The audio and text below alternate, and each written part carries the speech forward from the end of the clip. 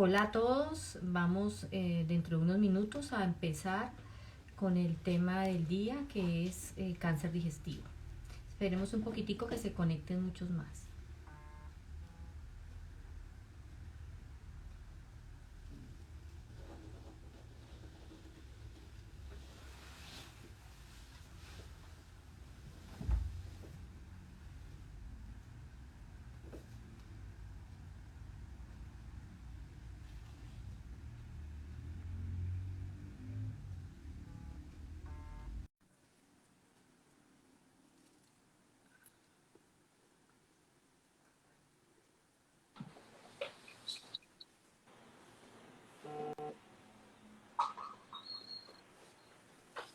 Hola, doctora.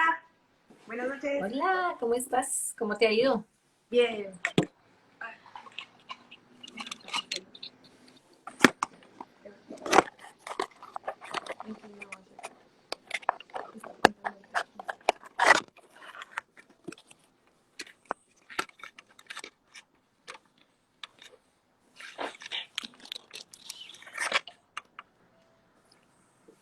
Bueno, vamos agradeciendo y vamos saludando a los que se están uniendo en este momento. Muchas gracias.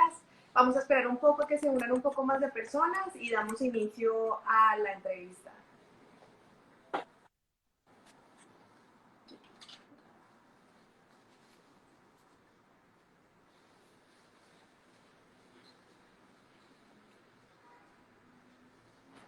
Ya faltan 2 minuticos para las 7. Vamos a darles esos 2 minutos a las personas para que se terminen de conectar.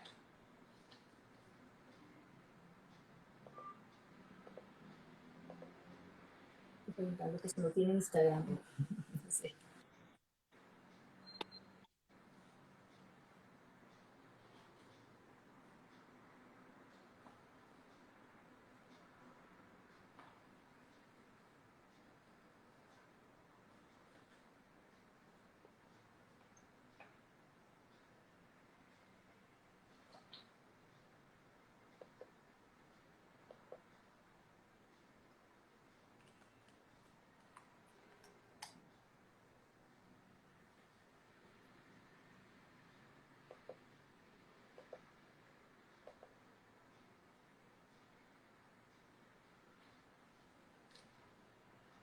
Wow, súper bien. Ya vamos 21 espectadores. Muy bien, muy bien, muy bien. Démosle el último minuto y ya damos inicio. Tienes tiempo, ¿no, Darcy? Toda la noche. Ah, listo, listo. Mm.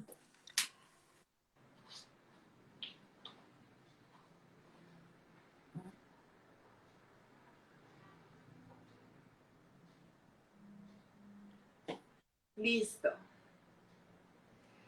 Bueno, agradecemos a todas las personas que se conectan. Muy buenas noches para todos. Mi nombre es Ángela Gio, soy coordinadora clínica de la Carolina Medical IPS. Muchas gracias por ser así de puntuales y quiero presentarles a nuestra invitada de hoy. Les presento a la doctora Patricia Eugenia Álvarez, ella es la directora científica de la Carolina Medical IPS con más de 30 años de experiencia en el área. Es experta en el manejo de ansiedad, de estrés y enfermedades digestivas y ha publicado 2 libros y es la que nos va a acompañar esta noche para poder hablar de este tema tan importante que ya vamos a tratar. Bienvenida, doctora Álvarez, y muchas gracias por darnos este espacio. Ángela, muchas gracias a ti. Me siento muy contenta de estar con todas las personas que están con nosotros. Pienso que es muy rico poder hablar con amigas, con personas, con pacientes y sobre todo en esta época en que realmente el COVID está absorbiendo las clínicas, los hospitales. Nosotros estamos disparados porque la gente por estrés, por angustia, está consultándonos por el síndrome de intestino irritable exacerbado, por las dispepsias, por las gastritis, por las úlceras, porque todos sabemos que es normal que nos sintamos nerviosos, estresados, porque la vida es diferente, porque nos cambió, porque el trabajo, porque nuestra familia, por el temor de contaminarnos y de contaminar a otras personas. Todo esto ha hecho que la mayoría de personas estén consultando y muchas consultan tardíamente los procesos digestivos, porque para recordar que la mayoría de personas nos consultan son casi un 90 o 92% por problemas funcionales, por gastritis, por dispepsias, por síndrome de intestino irritable, etcétera, que se han exacerbado durante la cuarentena. Pero el mayor problema que ahí se van metiendo, colando, la gente que de pronto sí tiene un cáncer y que como lo estamos viendo, nos llegan y nos consultan ya desesperados, pagan una endoscopia particular porque como las teníamos también bloqueadas y los procedimientos haciendo un sacrificio realmente muchas veces grande y cuando ya hemos visto está muy tarde y estas personas han perdido tiempo por demás que los servicios y las IPS están muy retrasadas, no solamente en el diagnóstico, sino obviamente en las cirugías porque se congelaron por mucho tiempo y los tratamientos oncológicos y radiológicos también. Entonces pensamos que también es parte de nuestro deber decirles, informarles a todos nuestros conocidos cómo podemos ayudar para que consultemos a tiempo, que cuando nuestro organismo da señales, no importa, las oigamos, porque eso es muy importante, pero ¿para qué? Para que así sea realmente algo que podemos realmente mejorar y manejar con medicamentos, de pronto no estén en este grupo las personas que sí realmente tenían algo grave y por temor que ahorita no quiero salir, que porque definitivamente yo no voy a ir a una endoscopia como hoy nos pasó. Hoy tuvimos una señora que llevaba ya 3 veces, había cancelado, era una mujer solitaria de unos 82 años y que yo no voy, que no voy, cuando no, es que definitivamente no puedo pasar. Le dije, bueno, la amiga le había dicho que no fuera, todo el mundo sabía que estamos en que hasta coger un transporte colectivo común puede ser riesgoso para el COVID, pero que en este caso era prioritario dejar sus miedos, sus temores, decir, gracias Dios mío, estoy en un sitio seguro, puedo confiar mi vida y hacerme un examen diagnóstico y definitivamente aclarar qué es lo que nos está sucediendo. Gracias. Perfecto. Bueno, gracias por esa gran introducción, pero entonces arranquemos porque ahí tocaste varios temas. Entonces desglosémoslo un poquito para todos los que están conectados con nosotros a esta hora. Y Doc, pues mañana es un día muy especial. Mañana 4 de febrero se celebra el Día Mundial del Cáncer y esa es la razón por la cual nos trae a este live. Y sabemos que más de 9 millones de personas fallecen por este motivo. Y por ejemplo acá en Colombia, que vamos a tratar un poquito más de los tipos de cáncer que tenemos a nivel gastrointestinal, están dentro de las primeras causas de muerte lastimosamente. Pero primero me gustaría que pronto nos definieras un poquito qué es el cáncer.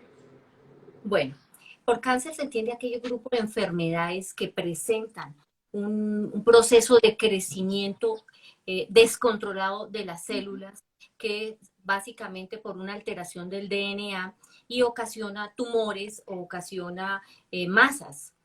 Este tipo de tumores pueden ser benignos o malignos, pero usualmente los que nos vamos a referir hoy en día son los que realmente ya tienen un potencial maligno muy importante que puede ocasionar y puede comprometer la vida del paciente y sobre todo es diferente hacer un diagnóstico temprano. Por ejemplo, si diagnosticamos tempranamente un cáncer gástrico, vemos que la sobrevivencia a los 5 años es del 95%. Si Buenísimo. pero si lo diagnosticamos muy tarde, es todo lo contrario, solamente viven un 10% de los pacientes. Entonces, ¿qué es lo que tenemos que decirles a todas las personas que nos están oyendo? Si el organismo da señales, consultar. Y hoy en día toda la medicina ha progresado mucho y tenemos muy buenos médicos, muy buenos cirujanos, muy buenos tratamientos y lo que realmente tenemos que hacer es consultar a tiempo. Perfecto. De acuerdo a eso que estás diciendo, Doc, hay varios tipos de cáncer y, por ejemplo, acá en Colombia específicamente están dentro de los que siempre puntean las listas, está el cáncer de mama, pulmón, gástrico, colon, pero entonces como tú decías que el cuerpo da unas señales y cuando da las señales pues hay que escuchar al cuerpo, eh, como qué señales podríamos decirle a las personas específicamente, por ejemplo, de los más importantes, el cáncer gástrico, por ejemplo, Doc, arranquemos con ese. Bueno, antes de hablar específicamente del cáncer gástrico, existe como unas banderas rojas para casi todos los cánceres digestivos, sobre Ujú. todo, primero, especialmente personas mayores de 50 años. Número uno. Número dos, toda persona que presenta pérdida de peso. Entonces, caramba, si yo estoy perdiendo peso, puede que sí me haya estresado porque el COVID, que porque murió un papá, porque murió un familiar, todas esas cosas. Pero si ha sido más del 10%, es importante aclarar por qué fue esa pérdida de peso, porque puede haber algo más importante. Si una persona presenta sangrado, ya sea vómito con sangre, deposiciones negras o sencillamente que el papel higiénico lo manchan con sangre, es importante que consulte. Puede ser una simple hemorroides, una simple fisura, pero es muy importante aclarar exactamente qué sucedió. Si una, Mejor consultar apenas le dé. si una persona empieza a comer, sentir que se le está atorando, muchas de las cosas pueden ser por estrés. A veces se puede formular un globus por estrés, por angustia y todas esas cosas.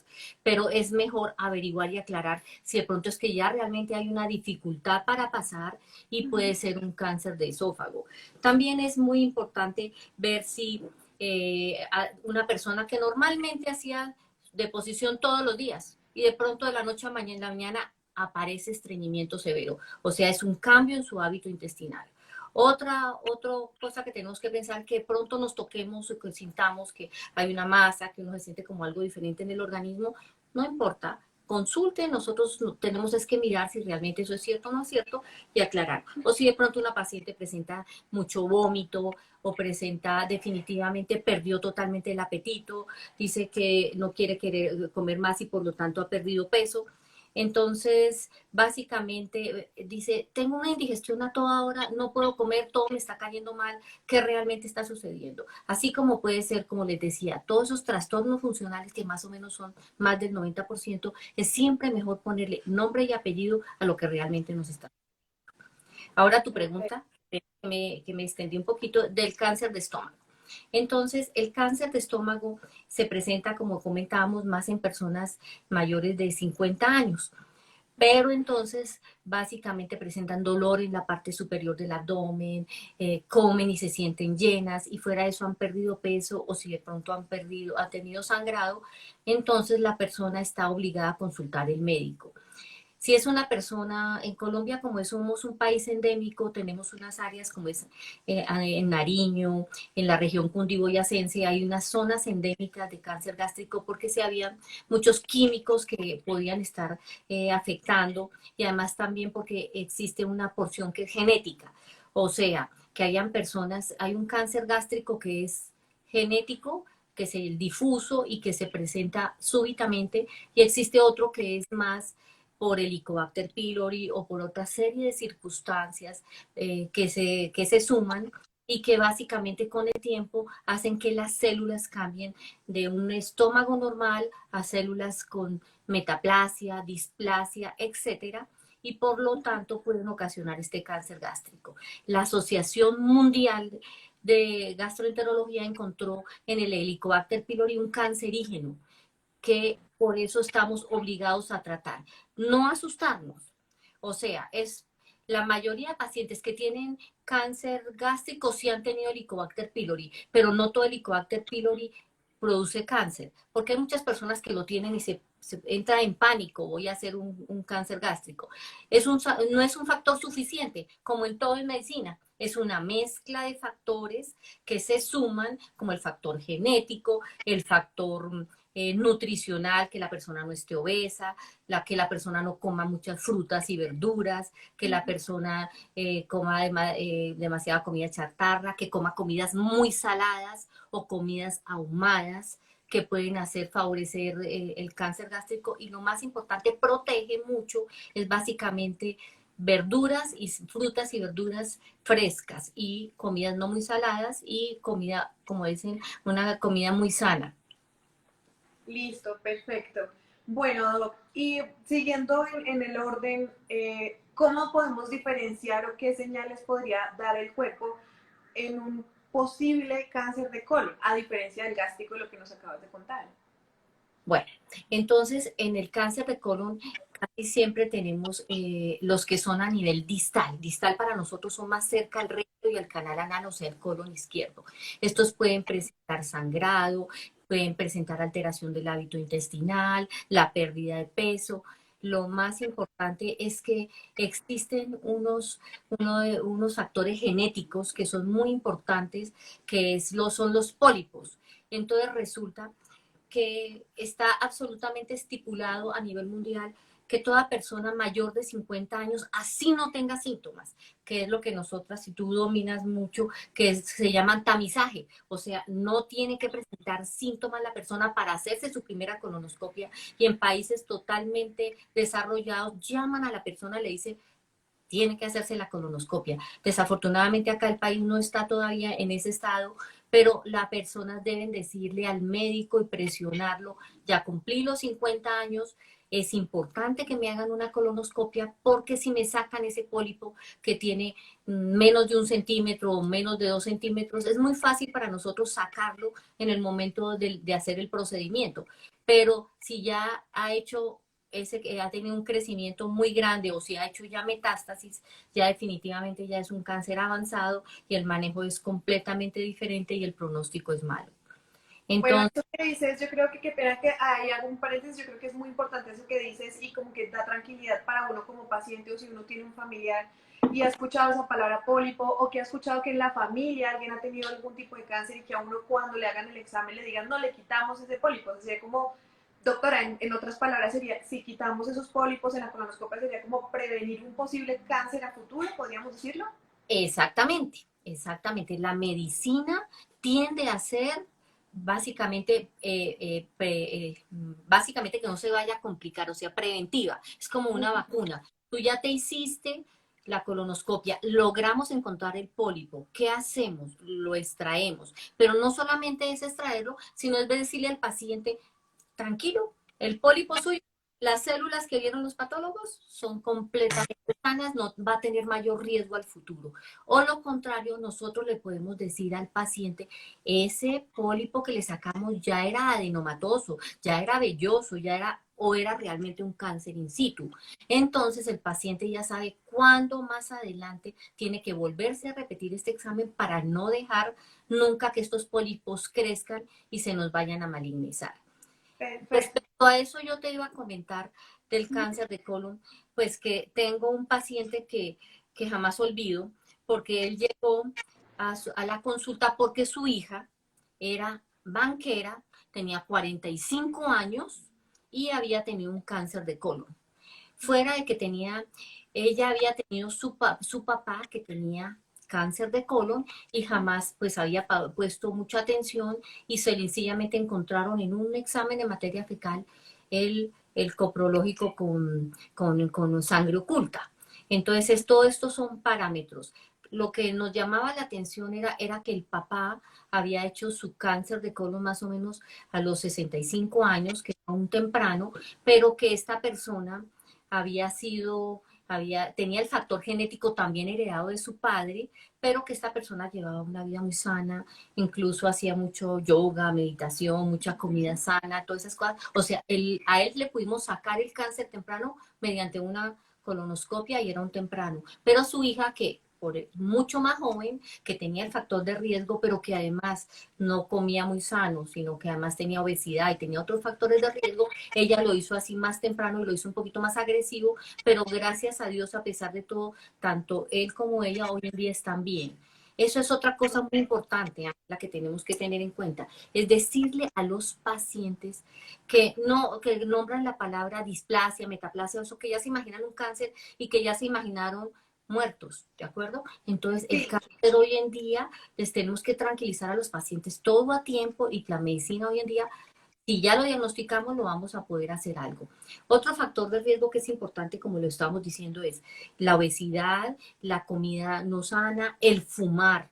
Definitivamente son cosas muy importantes para el cáncer y el exceso de alcohol. Todo eso se sabe que suma, que una persona cuando ves una copita de alcohol, perfecto, está bien, pero ya cuando esto es más, definitivamente todo esto tiene implicaciones a nivel de las células cuando es un exceso.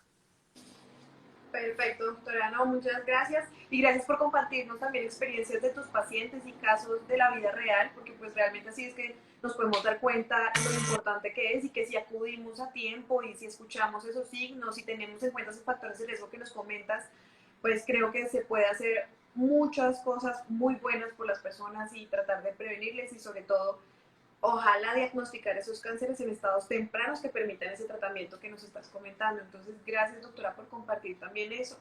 Te voy a recompartir este caso de un paciente que a mí me marcó realmente. Dale, dale, dale que los casos nos gustan a todos. Imagínate que este señor era un comerciante muy, pero muy importante y resulta que su papá había muerto a los 50 años de cáncer gástrico. El hombre llegó de 52 años a la consulta. Y entonces tampoco dijimos, Dios mío, 52 años y con ese antecedente llegó habiendo perdido peso, con dolor en la boca, el estómago severo, todas esas cosas. Entonces le dije, bueno, toca hacer la endoscopia. El hombre duró la primera vez, llegó a la sala de espera y se fue. Okay. Entonces ahí mismo volvió a llamar a la esposa, mire, que yo lo veo hoy muy enfermo. ¿Qué hacemos? Le dije, no, mira, eso no es una disculpa, la vamos a hacer la endoscopia con sedación, es muy importante tener eso. Finalmente, el paciente en la endoscopia, en el momento de hacer la endoscopia, eso es como que los que hemos visto, Ángela, no se dejaba ni coger la vena, él muy angustiado, Sí. brincaba y todas esas cosas. Gracias a Dios, nosotros tenemos un plan especial para hacerles una pequeña psicoterapia, para que estén más relajados, Relajarlos. de que les va a ir súper bien, que es un procedimiento seguro, que están en un sitio seguro. Finalmente el paciente se hizo la endoscopia y obviamente salió un cáncer. Entonces, Dios mío, porque él ya tenía el antecedente, además tenía, en ese momento estaba con un problema importante en su matrimonio, el hijo tenía problemas y todas esas cosas.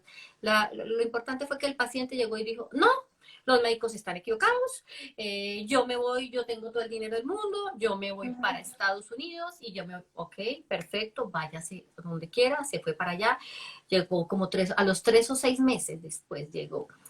Doctora, pues definitivamente sí, es verdad lo que usted dice, pues realmente me voy a dejar hacer el tratamiento. Empezamos nosotros a hacerle el tratamiento, pero claro, este tipo de lesiones es normal, Ángela, que si a uno le dan una noticia de esas, todos los que desafortunadamente hemos vivido experiencias de esas, existe una etapa de negación, de aislamiento, de ira, de pacto y compromiso y finalmente aceptación. Pero si tú te demoras demasiado en pasar todas esas etapas, el mal no da espera. Y entonces resulta que ya lo operaron, pero desafortunadamente duró más o menos como 3 o 4 años después de que nosotros le diagnosticamos. Después le hicieron su cirugía, su quimioterapia, su radioterapia, pero después sí hizo compromiso de la vía biliar y finalmente el paciente falleció. Entonces ahí hubo tantas experiencias porque después me lo confesaba y me decía, doctora Patricia, yo le voy a decir una cosa, yo lo que más tenía miedo era que me pasara lo mismo que mi papá. Entonces realmente toca es prevenir, o sea, no llenarse de miedo, sino este Sí, paciente, correcto. sabiendo que su papá a los 50 años hizo el cáncer, por lo menos él 10 o 15 años ha debido hacerse ya una endoscopia y nosotros en la endoscopia hacemos un mapeo endoscópico. Es como ya nuestro problema. Hacemos un mapeo endoscópico para proteger a este paciente y hacerle el diagnóstico tempranamente y no como decimos nosotros que ya el portero es el que hace el diagnóstico. O sea que el paciente ya está tan enfermo, tan caído, no puede andar, anémico Sí. y esto entonces no vale.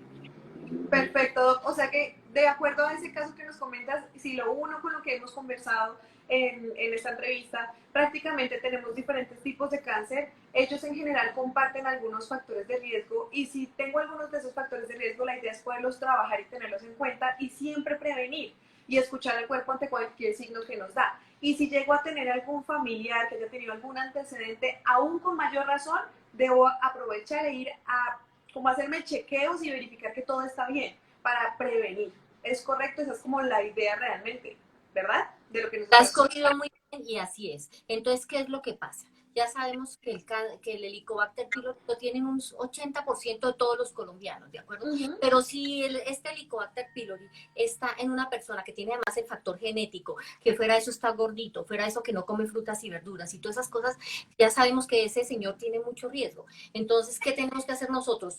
tratar de negativizar con antibióticos porque se ha visto que se altera el helicobacter, va haciendo mutaciones en las células y hace que cambie, que vire y todo. Al dar esos antibióticos se hace, se quita el helicobacter y se cambia esa flora del estómago que se nos ha cambiado, esa microbiota que se cambia y que favorece la proliferación de células cancerosas. Perfecto. Bueno, Doc, yo no puedo irme sin de esta entrevista sin antes hacer la cuña. Realmente me encantaron los dos libros que has publicado y ahorita que contaste ese caso de ese paciente tuyo en el que por esa noticia que empezó como con el duelo y que somatizó todo, yo la verdad vi casos que pusiste también en tu libro de mentes y enfermedades digestivas, Doc.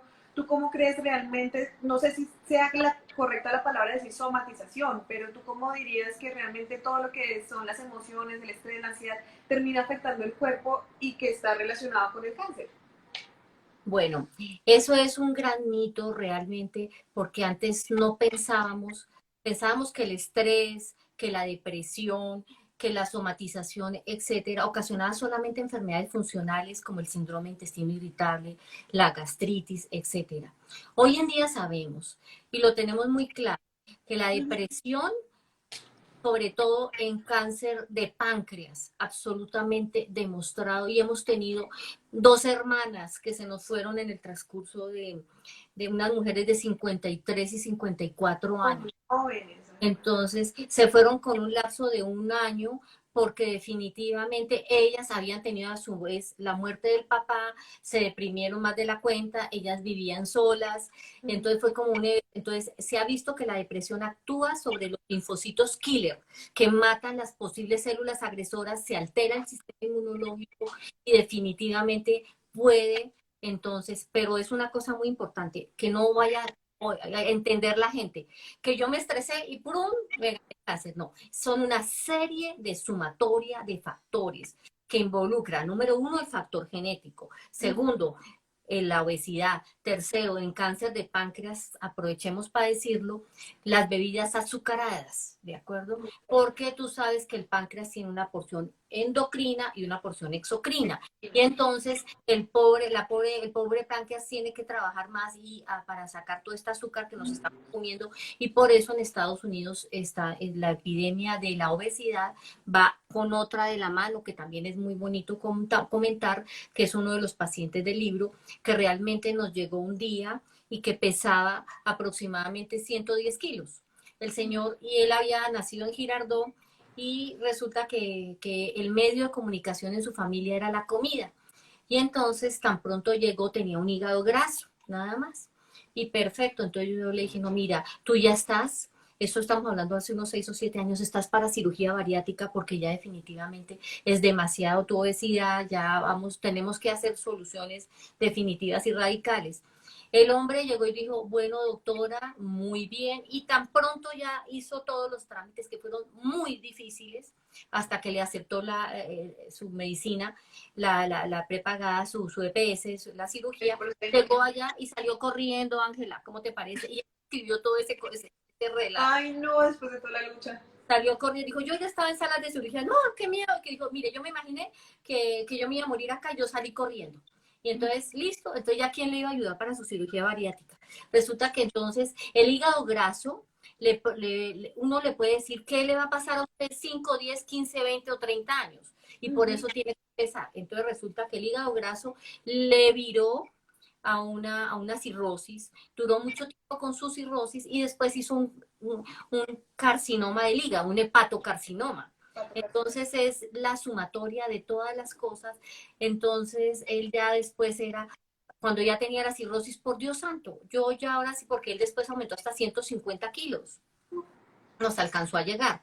Y entonces iba a todos lados, bueno, ahora sí opérenme, no opérenme, pero resulta ya cómo lo vamos a operar si ya tenía varices en el esófago que son iguales a las varices del estómago, si ya estaba haciendo asitis, si ya estaba haciendo una cantidad de cosas, entonces ya ningún médico lo quiso operar y finalmente él dejó su testimonio en el libro diciendo de qué les quería decir a las personas, déjense en ayudar, tengan dietas más saludables, oigan a los médicos. Sí es cierto que a veces uno se vuelve cansón, que no coma tanto y todas esas cosas, pero definitivamente es por lo menos decir, soldado advertido no muere en guerra. No muere en guerra. Correcto. Bueno, pues doctora, yo también quisiera como, pues en la Carolina, en la IPS, muchos pacientes llegan a la consulta con muchas preguntas, con muchos mitos, con muchas, pues como, no mitos, pues vamos a desmentir ahorita algunos de los más frecuentes que nos hacen en la consulta, pero pues doctora, ayúdanos a como aclarar si realmente es mito o si es una realidad algunos de los pensamientos con los que llegan los pacientes a la consulta. Por ejemplo, nos preguntan mucho si es verdad que comer carne asada, comer carne o que esté quemada me genera cáncer. Bueno, definitivamente sí se sabe que la carne tiene, hay grasas que son buenas y que no son buenas, dependiendo si son grasas trans o si son buenas o malas. Básicamente la carne es un tipo de proteína diferente que por lo tanto, si se junta a la sal y se junta a los humo de las cosas, entonces se ha visto que puede favorecer el cáncer de colon. Entonces la idea es, no quiere decir que uno no coma un su asado de cuando en vez. El problema es todos los días, ¿de acuerdo? Entonces uno debe balancear, por eso la dieta europea que tiene alto contenido de frutas, de vegetales, que tiene mucho contenido de aceites vegetales, etcétera, son muy importantes, y además pues el pollo y el pescado. Entonces definitivamente los excesos sí son malos. Perfecto. Hay otra de las preguntas frecuentes que nos hacen y es si realmente cuando uno tiene mucho tiempo con el estómago vacío o que pasa un ayuno muy largo o que no come muy seguido, puede generarme cáncer de estómago. Bueno, hasta ahora no hay ningún argumento para decir que esos ayunos prolongados ocasionen cáncer de estómago. Pero sí definitivamente en el estómago, acuérdate, tenemos el complejo motor migratorio que es igual al marcapaso del corazón. O sea, en el momento que el estómago está vacío, él empieza a moverse y todas esas cosas. Si nosotros alteramos un poquitico ese horario, muchas veces el mismo organismo no lo cobra. Usted me trata mal, hola, no me dio desayunito, no me dio Sí. almuerzo, son las 4 de la tarde, usted todavía no me ha dado, todo lo hemos sentido, a las 4 de la tarde ya tenemos dolor de barriga, comemos y sentimos que nos cayó terrible. O sea, definitivamente sí es importante respetar los horarios biológicos, comer a horas, comida saludable, tratar de mantener un peso ideal y tratar de comer, por ejemplo, las grasas favorables como la del aguacate y los muchos vegetales que son muy buenas para el organismo. Perfecto. Doc, y bueno, ya que mencionaste a lo largo también de lo que conversamos, está el Helicobacter pylori, que es esa famosa bacteria del que todo el mundo habla y dice que todo el mundo acá en Colombia, como el 80% de los pacientes pueden tener el Helicobacter pylori, más los países que somos pues cultivadores o que estamos en el ecuatoriano. Entonces, doctora, una pregunta es que nos hacen mucho es, ¿yo puedo tener el Helicobacter pylori por mucho tiempo en mi estómago y estar bien o necesariamente siempre hay que matarlo porque me puede llegar a causar cáncer o está relacionado con el cáncer gástrico? Bueno, definitivamente desde que fue denominado un cancerígeno y que se logra y que se sabe que es no totalmente responsable, sino que requiere de otros factores, ¿de acuerdo? Sí. Entonces, ¿qué es lo que hemos visto? Que las personas a veces tienen muchos vegetales, sobre todo la gente humilde, la gente pobre, y no tiene refrigeración, no utiliza, no tiene limpieza en los vegetales, etcétera, y entonces ahí puede transmitir.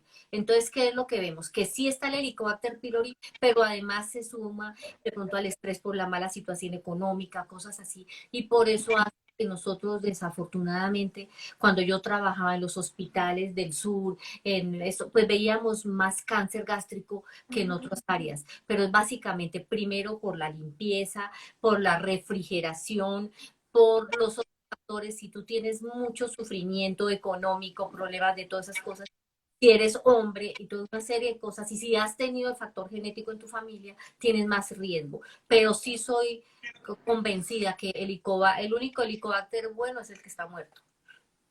Ok, entendido. Pues doctora, ya se nos acerca casi pues a los últimos minutos de esta transmisión en vivo, pero pues yo aprovecho, doctora, para agradecerte por tu experiencia, por todas tus enseñanzas, por compartir los casos de la vida real, que creo que son los que más nos llegan y nos demuestran realmente qué hay que hacer, qué se puede hacer y pues ejemplificándolo en casos de pacientes tuyos.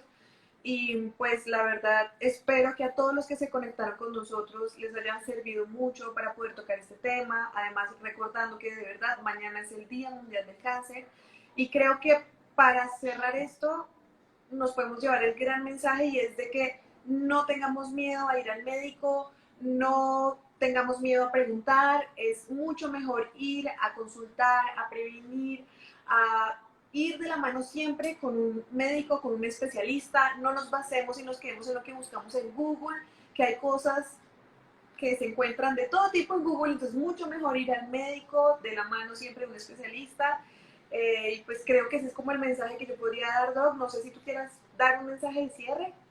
Bueno, que como estamos en las actuales circunstancias, la medicina nos cambió a todos. Hoy en día estamos haciendo casi un 90% de las consultas por teleconsulta. Entonces, no están ni respetando la cuarentena, las obligaciones médico-legales son exactamente iguales. Nosotros podemos mucho hacer seguimiento a los pacientes. Obviamente, cuando tú necesitas una colonoscopia, así sea tiempos del COVID, tenga la certeza absoluta que si tú vas en un sitio, como tú dices, en la colonoscopia, que tenemos que tener muchos factores, calidad de la endoscopia, seguir protocolos y todas esas cosas, ves a sitios donde realmente tienen todos este tipo de características y tú puedes estar muy seguro, muy tranquilo y no aplaces algo que tengas que hacer. Si ya te habían dicho, tienes un esófago de Barrett, tienes mucho reflujo, son entidades precancerosas para cáncer de esófago, tienes tal cosa, haz todos tus seguimientos, no aplaces la parte médica, sobre todo Correcto. hay factores que pueden hacer sospechar de que realmente estás aplazando un diagnóstico y por lo tanto este diagnóstico aplazado retrasa el tratamiento y estamos hablando de la vida de las personas. Es correcto. Muchas gracias, doctora. Totalmente de acuerdo con todo lo que dices. Lastimosamente, pues ya vamos a dar cierre a esta transmisión y pues este es el primero de muchos que vamos a estar haciendo, doctora, y segurísimo no es la primera invitación que te vamos a hacer. Eso necesito tu agenda disponible porque eso sí, te vamos a llenar de eventos.